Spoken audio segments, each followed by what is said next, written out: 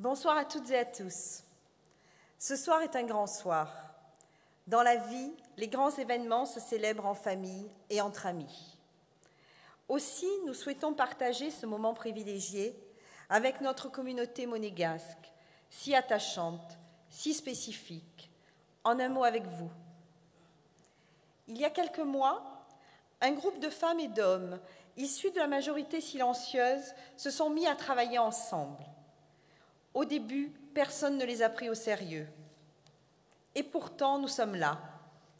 Et nous sommes fiers ce soir d'être devant vous. Nous vous remercions de votre présence. Nous serons donc 24 à briguer vos suffrages pour l'élection de vos représentants au sein de la Haute Assemblée. Nous n'avons d'autre prétention que celle de travailler pour vous, que celle de travailler pour construire le Monaco de demain ensemble. Ce Monaco qui doit permettre à nos enfants et à nos petits-enfants de continuer à vivre dans leur pays. Ce soir, certains d'entre nous ici présents demeurent dans une réserve souhaitée par tous, compte tenu de l'ouverture nécessaire dans l'intérêt supérieur du pays que nous voulons tous. Nous avons dit au départ que nous ne constituerions pas une liste juste pour en faire une, mais pour réunir les meilleures compétences. Aujourd'hui, nous nous devons d'être cohérents. Et au sein de notre groupe, tous l'ont compris. C'est l'avenir de Monaco qui est en jeu, c'est l'avenir de tous les Monégasques. Alors notre démarche ne sera pas approximative. C'est la qualité que nous recherchons et c'est vers l'excellence, n'en déplaise à nos détracteurs, que nous voulons tendre. Nous vous devons la vérité et c'est toujours la vérité que vous entendrez de notre bouche, même si parfois elle ne fait pas sourire, même si parfois elle est dure à entendre, même si parfois ce n'est pas politiquement correct. Nous ne sommes pas des bénis oui-oui et nous n'en serons pas. Ce soir, nous sommes un peu tristes parce que 3 personnes qui ont œuvré avec nous depuis le début de cette aventure ne peuvent pas se présenter comme candidats sur cette estrade en face de vous. Au vu de leurs qualités intrinsèques, de leurs compétences, du travail qu'elles ont accompli, de leur soutien indéfectible, elles l'auraient mérité. Il s'agit d'Albert Escande, de Jean-Charles Alavena et de Christian Carlési.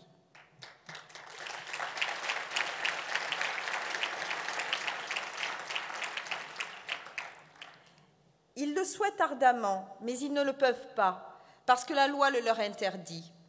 En effet, ce sont des monégasques nouveaux. Vous savez, ces monégasques Canada Dry, ils en ont le goût, la couleur, mais ils n'ont pas 5 ans de nationalité, alors ils ne sont pas éligibles. Et pourtant, ils sont comme nous tous, ils ont le même sentiment d'appartenance à la communauté nationale, celle qui revendique son identité dans l'amour de ce pays auquel nous sommes viscéralement attachés, celle qui se reconnaît dans l'enracinement à une histoire commune, dont la clé de voûte est la monarchie héréditaire et constitutionnelle. Cette identité monégasque, c'est encore le sentiment d'appartenir à une communauté de destin qui a traversé 7 siècles d'histoire et qui est encore solidaire aujourd'hui. C'est une notion qui appartient à tous et qui est nourrie par chacun d'entre nous. Ne nous voilons pas la face, nous sommes d'ardents défenseurs du sentiment national, en quelque sorte des nationalistes, entre guillemets bien sûr, mais au sens noble du terme. C'est-à-dire que nous affirmons la primauté de l'intérêt national sur les intérêts particuliers. Nous avons un vif attachement à notre principauté et à notre souverain. Cessons de faire une différence entre le monégasque naturalisé de fraîche date et les autres. Nous ne sommes pas différents, nous avons les mêmes valeurs, mais surtout, nous avons les mêmes devoirs vis-à-vis de ce pays. On ne peut pas être monégasque à 2 vitesses. Je rappelle d'ailleurs à ceux qui ne s'en souviendraient pas que le monégasque naturalisé l'est par le fait du prince.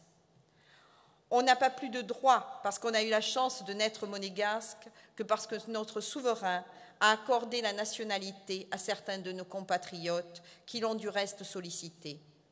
C'est un honneur qui leur a été fait et ils le ressentent comme tel, tant ils sont attachés à cette principauté et à son prince. Alors, pour qui veut-on prendre les monégasques en disant que certains sont des vrais monégasques et que d'autres ne le sont pas? Il n'y a pas de vrais ou de faux monégasques. Il y a des monégasques qui constituent cette grande famille, si fière de se retrouver place du Palais pour partager avec notre souverain les événements heureux de notre histoire, mais qui sait aussi faire preuve de réserve et se montrer présente et unie dans la peine et l'affliction.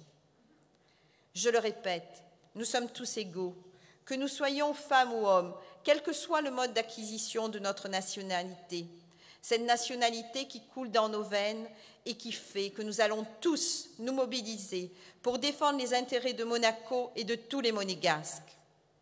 Ce sentiment d'appartenance à notre communauté et à ses valeurs fondamentales fait de nous des monégasques, tout simplement. Je vous remercie.